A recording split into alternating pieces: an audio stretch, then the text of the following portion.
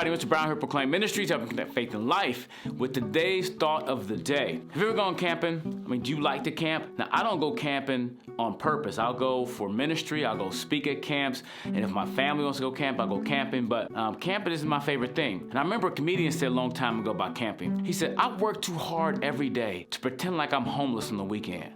I can relate. Anyway, I've been camping, and if you've ever been camping, when the sun starts to go down, and it starts to get darker and darker, you can look up and see the stars. But the darker it gets, the brighter the stars are. And that's our thought of the day. Specifically, our thought of the day is this: the darker the night gets, the brighter the stars.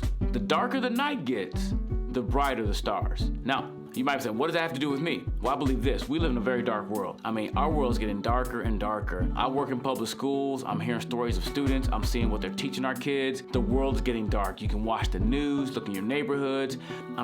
This world's getting very dark. But the darker the night gets, the brighter the stars. And I believe we have a responsibility to be light, to be bright lights, to let our light shine. So that's the thought of the day. But the verse we're going to read is Matthew chapter 5, starting at verse 13, where Jesus talks about being salt and light. And that's our responsibility, to be salt and light in our world, to represent Him. So turn your Bibles to Matthew chapter 5, starting at verse 13. You can read along with me. You are the salt of the earth. But if salt has lost its taste, how shall its saltiness be restored? It is no longer good for anything except to be thrown out and trampled under people's feet. You are the light of the world.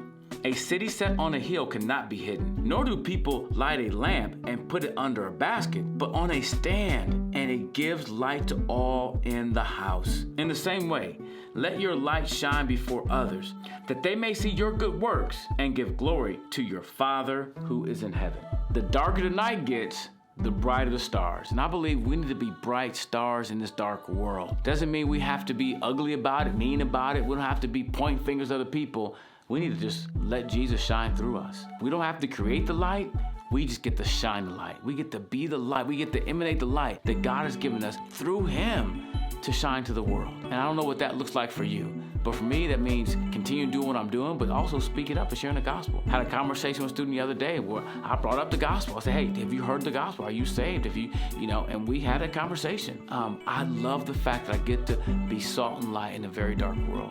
Embrace it, because God has made us that light, and no one lights that light and kind of hides it, He says, but we put it on a stand. And it's not about us. It's about Him. And I'm so grateful to be able to be light in this world, and you should too. So today's thought of the day: the darker the night gets, the brighter the stars. So go shine your light, because the world needs to see the ultimate light of the world, Jesus Christ, and they can see that through us.